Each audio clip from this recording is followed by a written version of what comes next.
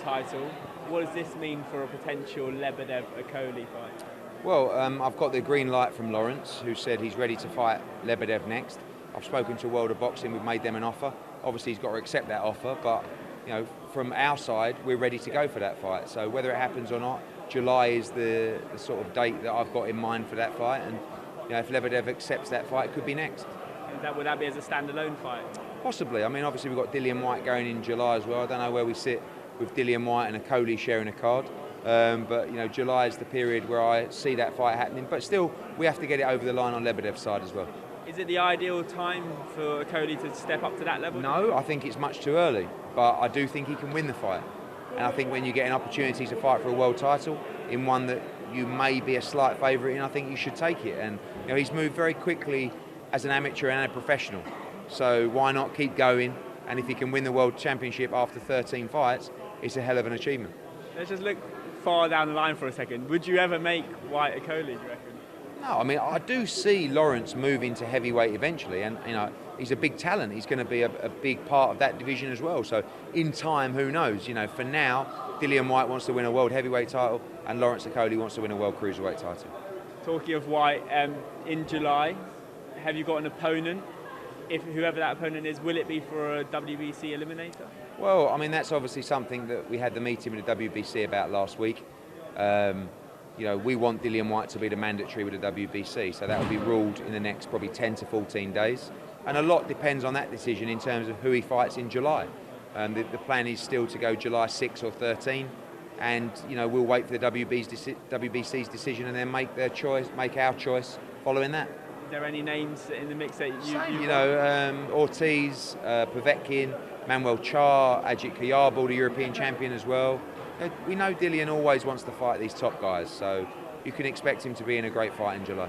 Obviously, Mauricio Suleiman was here last week. Did he give you any sort of progress on any of the matters? Not really. I think he feels for Dillian Whyte. I think everybody in boxing knows he's been hard done by in this situation. Mauricio's a very fair guy, so is the WBC. They'll take that into consideration. They'll take our appeal into consideration, and they'll make their decision amongst the WBC governors. Perfect. Let's talk AJ sparring partners. How do you emulate a man like Jarrell Miller? It's very difficult, and I'm very hands-on in that respect. And I get involved with sparring, and we select sparring partners between Rob McCracken and AJ's training team, and AJ and me.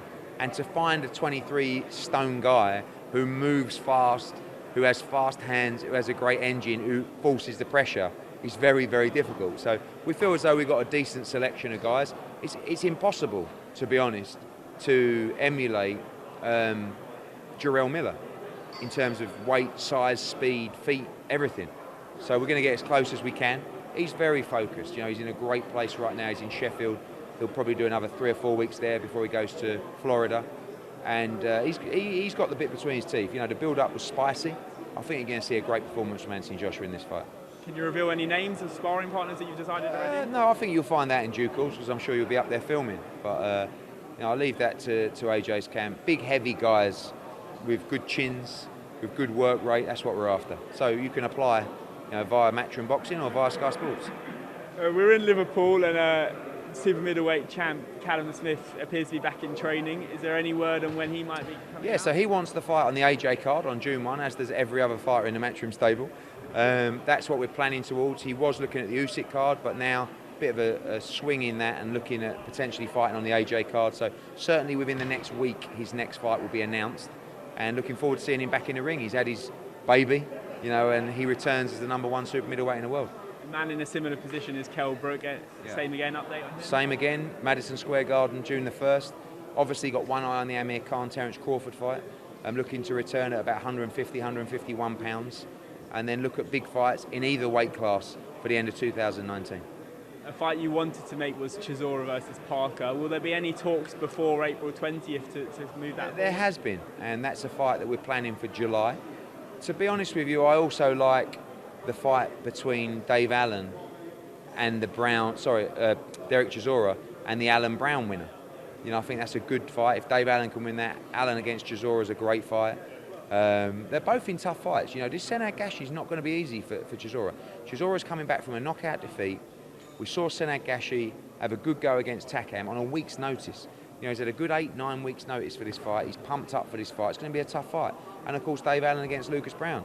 You know, I think the public love for Dave Allen has somehow made him a betting favourite in this fight. But what significant wins does Dave Allen have on his career, on his record, that tell you he should be a favourite against Lucas Brown? So I think it's 2 good heavyweight fights, and April 20 is only 3 and a bit weeks away.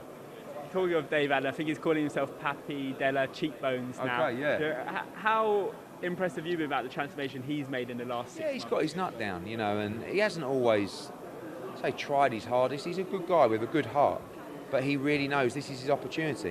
Now, if he can win this fight, it's going to put him top 15 in the world. There's major money, major big championship fights for him out there. So I've never seen him so focused. He's teamed up with Darren Barker. They're working great together. I think it's a great pairing. And I'm excited for the fight. You know, I actually see Lucas Brown as the favourite in that fight, because I just think he's got much more experience. You look at the shape of Lucas Brown compared to when he fought Dillian Whyte. He's in a different kind of frame of mind, different kind of physical condition. And Dave Allen's going to have to be fit. He's going to have to let his hands go, but he's going to have to beat a guy levels above anyone he's ever beaten before on April 20th at the O2. Now, you've got a couple weeks off. Is there anything you can reveal about sort of upcoming cards, something that anything on the horizon? Well, we haven't really got a couple of weeks off. I mean, we've got 1 week off after Liverpool, but then of course we've got Lomachenko against Kroller on April the 12th. The following week we're at the O2 for Chisora against Gashi and Dave Allen against Lucas Brown, Josh Kelly, Joe Cordina, Conor Benn on that card as well. And the week after we've got one of my favourite cards of the year actually in LA, which is Rung Vasai against Estrada, WBC Super Flyweight Championship, Ring Magazine belt. On the undercard of that we've got Deheny against Roman, Super Bantamweight World Title Unification. We've got Vargas against Soto, we've got Scott Quigg on that card, we've got Anthony Sims Jr. The week after that we've got Canelo against our guy Danny Jacobs. And then after that, I can't even remember now, May the 10th, we've got our show in Nottingham that we're going to be announcing shortly. The week after that is probably Usyk's return. I think we're in Italy on 1 week as well. No, that's April the 20th, I don't know. And then it's just non-stop. So all rolling into June 1. All roads lead to Madison Square Garden for Joshua Miller. No rest for the wicked, eh? No, we love it. But first things first, Saturday night I think it's card of the year so far. And don't miss it.